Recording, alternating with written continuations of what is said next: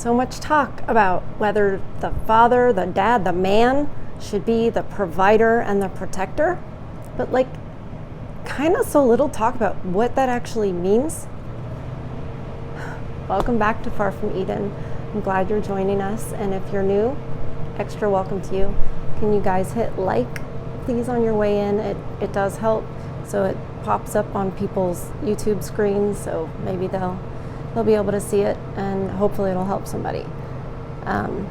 So tonight I was thinking again about my childhood and various stories that kind of came together to create the weirdo that is me, and my very weird, apparently unique and unbelievable views. And I don't blame you men for not believing me. I don't blame you at all.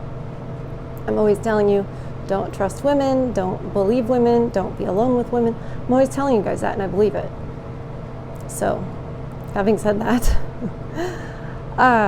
when I was growing up, my parents were, well, here we go. Okay, so I've shared, I think, a couple of stories from my childhood. This one is in particular going to maybe shed some light on how a little girl views her father and sort of what maybe she expects of him, how what she's paying attention to. I'm sure a lot of you dads out there are like, I have no idea what's sticking, what she's getting from this, etc. You're supposed to have a woman to help you provide some insight on that, but I know that you don't have one. And I'm sorry for the sound of my heater. It's not my air conditioner. It's my heater, and it is snowing pretty hard outside right now. It's cold. I have to leave it on. I'm sorry. Then first YouTube check I get is going towards a microphone where you guys don't have to hear it. Just thinking about it, I keep meaning to say something, and I was hearing it. It's loud for me too. I can't stand it. So I'm working on it. I really am. So it'll kind of be a little insight with fathers and daughters, and definitely talking about like, what is this protect thing? Like, what's all involved with protecting? To what extent, you know? Anyway, so fun fact, as we go along, my father is 5 foot 6 inches tall. So that might be a little interesting to people because of the whole talk of, oh, the man's got to be over 6 foot tall, et cetera, et cetera. So, growing up, I lived on a large property, like ranch you'd call it in California, farm you'd call it in like somewhere else, Midwest or anywhere else really, except for like the Southwest. So my parents were very different. My father was English, or is English. My mother was American. And we lived on a property where there were animals, snakes, coyotes, who knows what. And my mother had pew pew. You can't say that word. So watch me say it 50,000 times. So she had, a pew pew. And she had several. My dad can't stand them. In England, they don't, the general citizenry does not have those sorts of, things. They don't, that's for the army and the police and everything, because government's gonna keep us safe, right? Right. Sure. That's the history of government over time. That's what we've all learned. We've all learned we can trust government. So that's my dad's sort of thinking. I mean, he never said that to me outright, but looking back, I'm like, well, also, when you live kind of in the middle of nowhere where most people can't find where you are, you know what I mean? Like, you give the address and they're like completely on the wrong road. Well, even like 911 and stuff, they didn't know where we were. So, you have to protect, and there were often rattlesnakes that would have been a threat to the horses. The dog were a threat to the horses, the dogs, etc.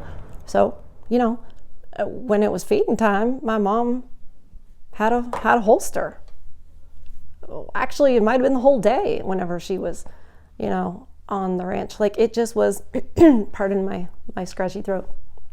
But yeah, and I also knew that, because this happened a few times, like when there was a disturbance in the night, a couple of different types of disturbances there could be, animal in nature, but usually that didn't happen at night because all the other littler creatures were put up and anything vulnerable was put up. And so you'd hear the coyotes in this, you might hear, but it's not really the animal thing that's going to go bump in the night, so to speak. But we were sort of set off aside where a lot of the sort of teenagers, 20-somethings, and people looking for a little secret rendezvous in their vehicle would drive up to the top of the road, and look down at the valley. And sometimes they were really loud. Not the people doing the rendezvous. They were just there. The other people, the younger people that were there drinking, doing whatever, we ended up naming them the partiers. So sometimes the partiers were up there. And so when there would be commotion or noises or whatever, my mom would go with her German Shepherd packing. And I knew it. And I knew it was 38. And because I knew that you're not going to stop somebody with a 22. My sister and I got our first long one. Actually, I do it left-handed, but I think I might have been 12 on that Christmas or 11, and she took us to the range a few times. So I learned.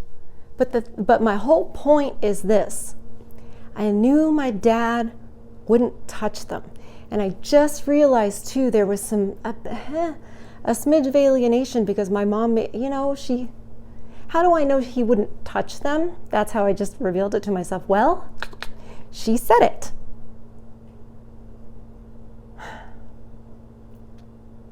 And so I didn't realize then, I knew that if the bad guy comes, in the middle of the night or any time, my mom is the one that's going out there looking to be able to stop them. And I don't think that was very good for me. But I haven't been fully able to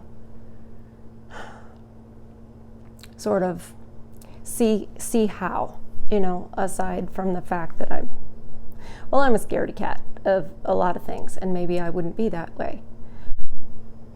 But the thing is, and I hope you guys have made it to this point, because I want to tell you how my dad always made me feel safe. Like, I say that, and I don't mean made me, but I felt safe around my dad, always.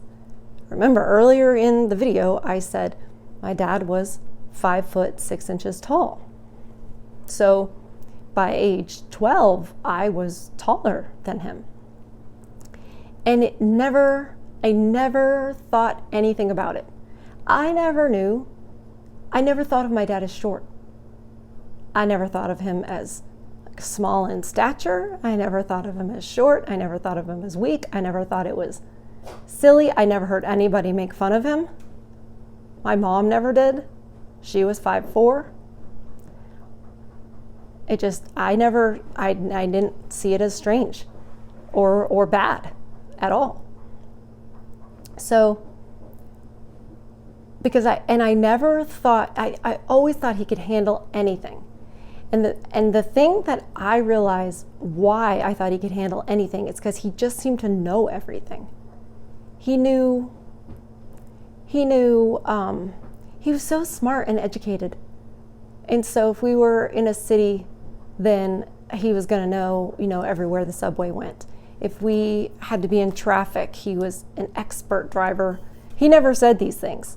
My mom did. My mom said some things about him, like he's a great driver. He learned to drive in London. So, there's nowhere he can't drive. So I everywhere that we went, I felt 100% safe.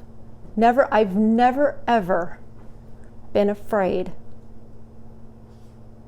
when I've been physically in the same place as my father.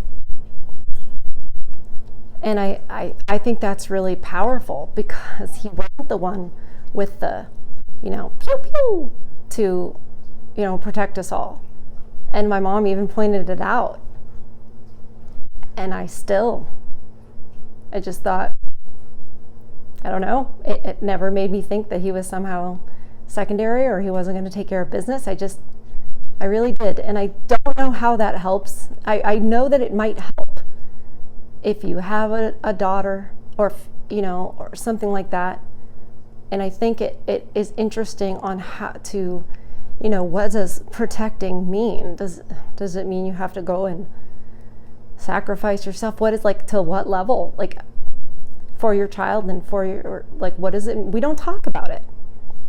So I wanted to share a little bit about what my experience was of that, because we all know this is what I ended up turning into after about serious red pilling. The serious red pilling happened in 2018, 2019, but it started back in 2016. And look where we are. So yeah, I look back and I go, well, these experiences are all part of the chain, part of the puzzle that got me here. And obviously, being diagnosed with aggressive multiple sclerosis at age 22 is going to temper who you are quite a bit. And I know I need to talk about that, probably a little more than I have. I've often been like, well, I don't want it to define me. And I still don't want it to define me, right? I'm not a victim. I don't want pity. However, when you have experienced sort of the consequences of being alive, when you've experienced the consequences of being alive, nasty consequences, forever consequences that you're told by experts, there's nothing you can do about it. It'll be forever, and it's going to get worse. Have a good day. With all of that, you experience those consequences of being alive at age 22. It creates a very different landscape. And I had a conversation with somebody about this. And I did point out, well, you do see a lot of people having a giant pity party about it, particularly the females. And I know, because I've heard them, and that's why I can't be in one of those groups. But when some of these things happen, like rheumatoid arthritis, lupus, multiple sclerosis, cancers when you're young, this sort of thing, when you've been through this sort of grueling torture, it can cause you to think that sort of thing. I mean, you're sitting around a lot, and there's only so much television or Netflix or whatever you can take in. There's only so many words of other people that you can read. Eventually, you think. And so that is a giant effect. And I think the reason I'm mentioning this now is because I know that I need to think a little bit more about that and talk about how it tempered me in a different way. And obviously I didn't figure this out myself, but I listen to other people and what they tell me about myself, and I think that might be correct. Might not be a criticism. And so there's all these different things. Anyway, so having a disease and being sort of well, you're going to sit around a lot. You think about things and you reflect on things like your childhood memories, and you go, what did I see from that, learn from that got me to be able to think about this particular situation in a certain way. So that's my very long-winded way of saying that's a huge reason we're talking about these childhood stories. I have one coming up it's not a Cheesecake Factory story, but it's a Mimi's Cafe story. I could have waited to take a drink of water till after we were done, but I didn't. I hope you guys enjoyed this. I hope it was useful. I know I'm not the highest production value and stuff, but I just want to get a message out that you men are seen, that none of this is okay. It's not in your head. It's not in your head. It's, yes, you're right.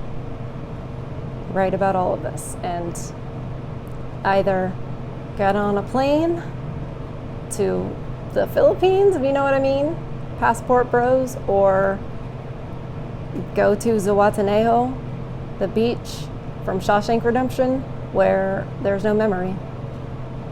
Because it's over in the West. Anyway, on that happy note, as usual, I love to cheer you up and bring joy to your day.